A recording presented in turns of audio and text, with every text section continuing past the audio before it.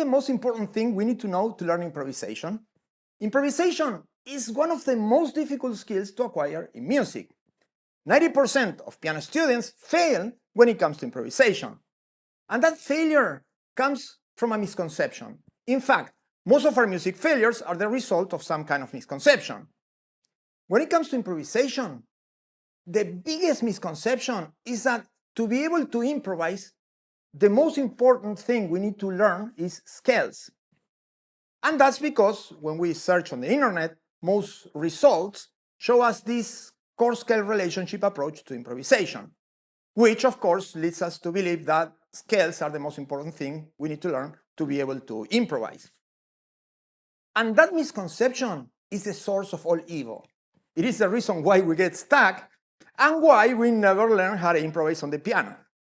But if it's not the scales, what is the most important thing we need to learn to be able to improvise? Well, if we really want to learn how to improvise, what we need to learn is motion. We need to learn how music moves. Without that, the scales are worthless. You see, a scale is just a diagram that shows us all of the notes that we can use, but it doesn't show us how to use them.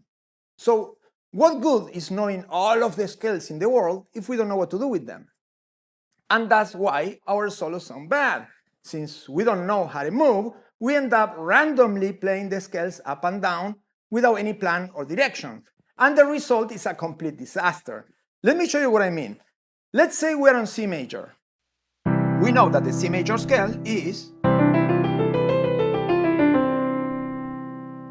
But since we don't really know what to do with it, we end up playing randomly.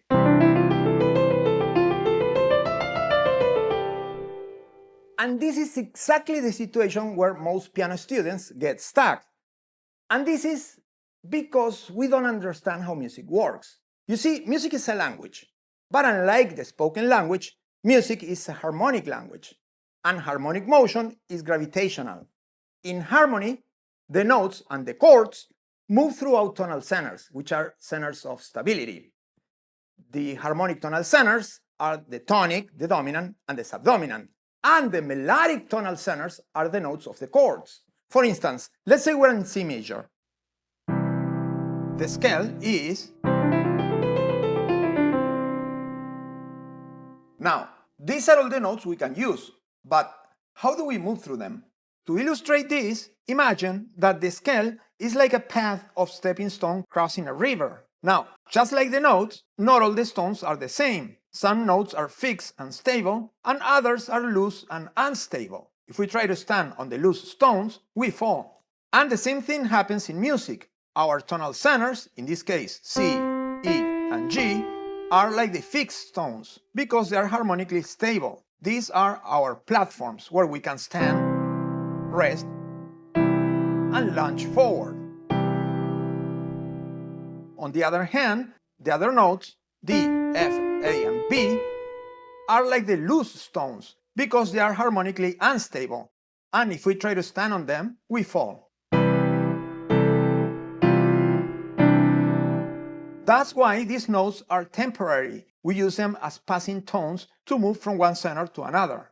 Therefore, the tonal centers will be our target notes, our destinations, and all of the others will be temporary passing notes that we use to move forward those destinations.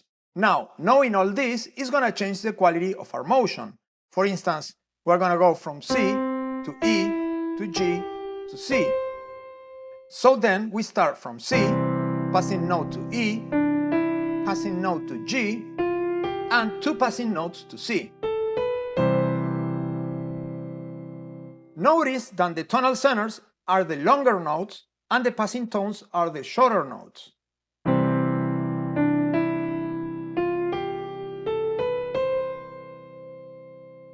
And the same thing descending. We go from C to G to E and to C.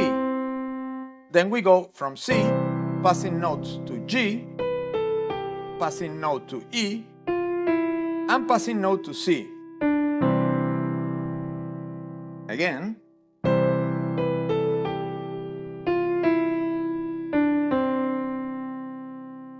Now we are no longer playing random notes. Now our motion has a goal and a purpose.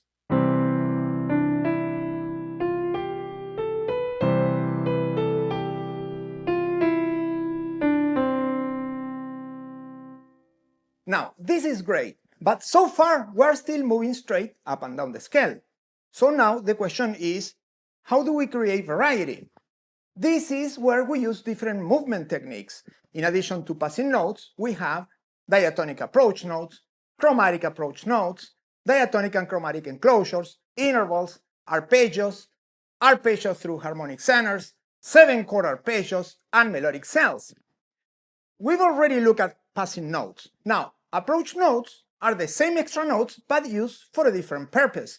Instead of being notes that connect one center to another, an approach note is a note that approaches a center either from below or above. For instance, instead of starting straight from C,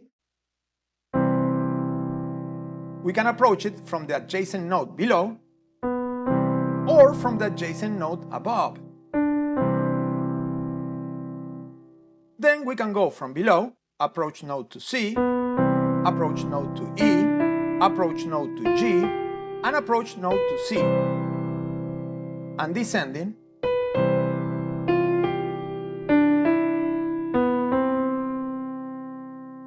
and we can also go from above, approach note to C, approach note to E, approach note to G, and approach note to C.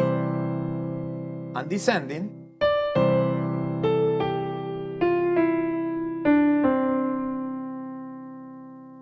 and we can also combine these movements, ascending,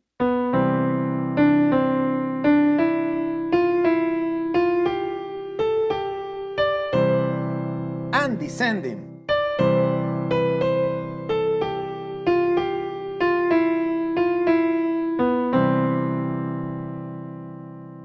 And we can also use enclosures. An enclosure is when we surround the tonal center with its adjacent notes. For instance, if the center is C, the surrounding notes would be B and D. So then with these two notes, we surround the center. So then we can play enclosure to C, enclosure to E, enclosure to G, and enclosure to C. And descending,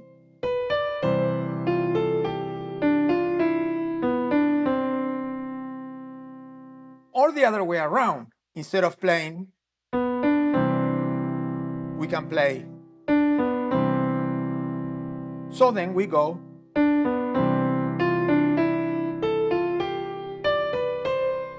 and descending,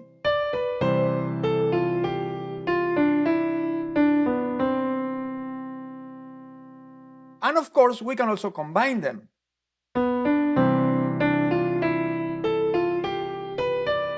And descending,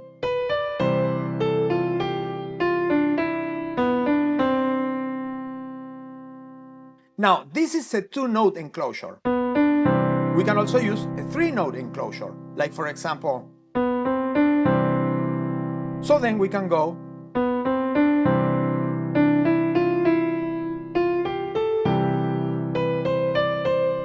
and descending,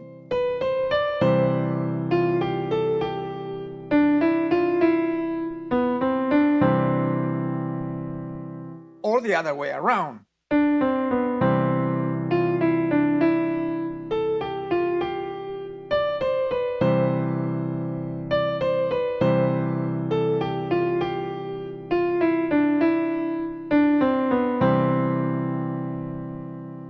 And we can also make 4-note enclosures, like for instance, so then we go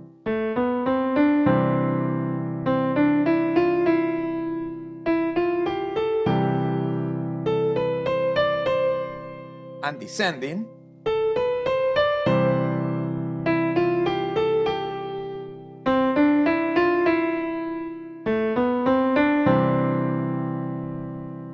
or the other way around.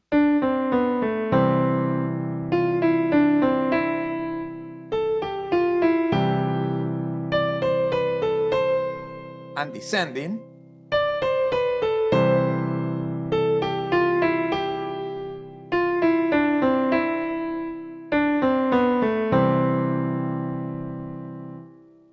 can start from a different note, like for instance,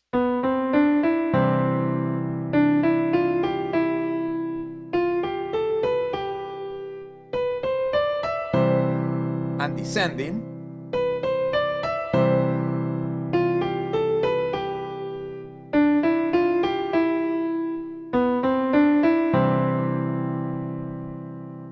or the other way around.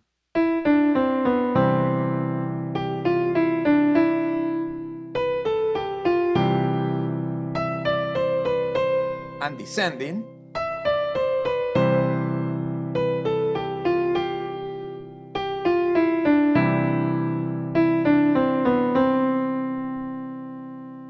or we can also approach tonal centers using intervals, like for instance a fifth, a fourth,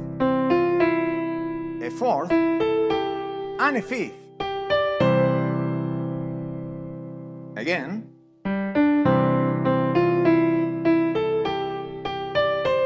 and descending,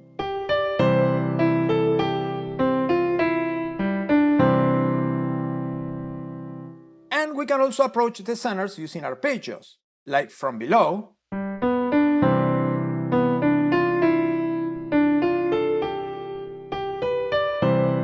and descending,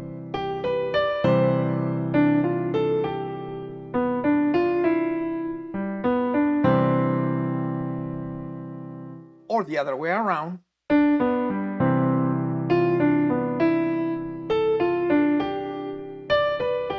and descending,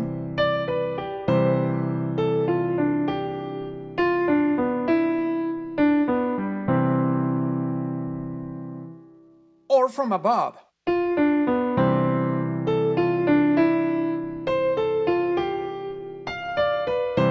And descending,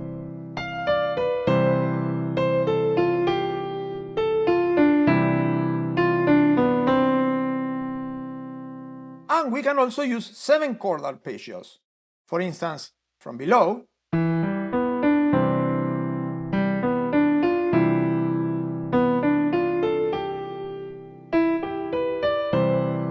and descending,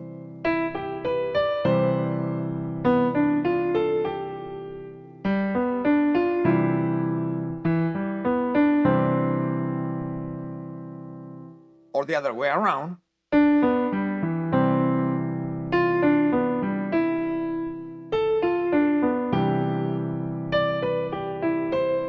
and descending,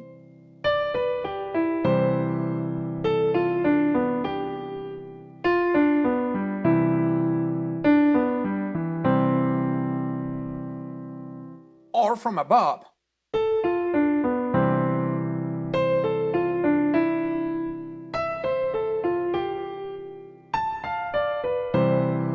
And descending,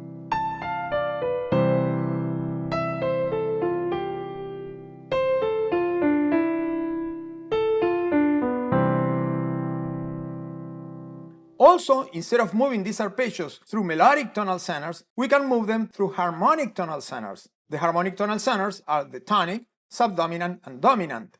In this case, that would be the arpeggios of C, F, and G. So then we can play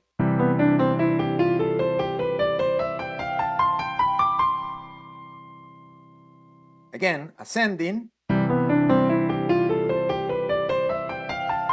and descending.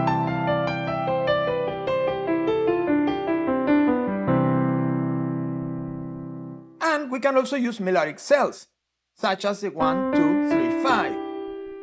So then we get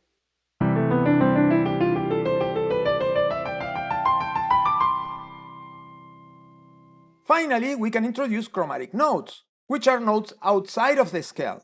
And these chromatic notes can be applied to all of these elements, to our passing notes,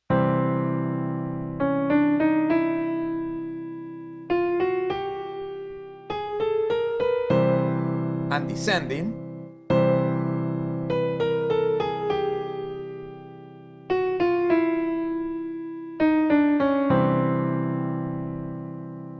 or we can use chromatic approach notes, for example, from below,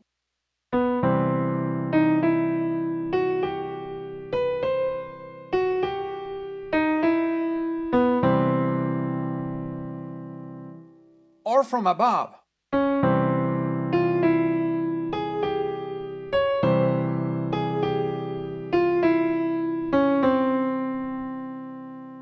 And of course, we can also introduce these chromatic notes into our enclosures.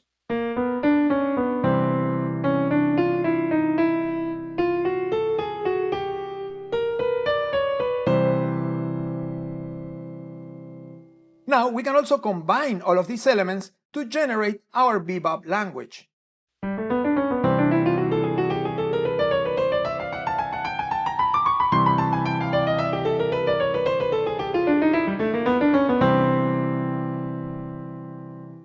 And of course, we can combine all of these elements to create our melody line.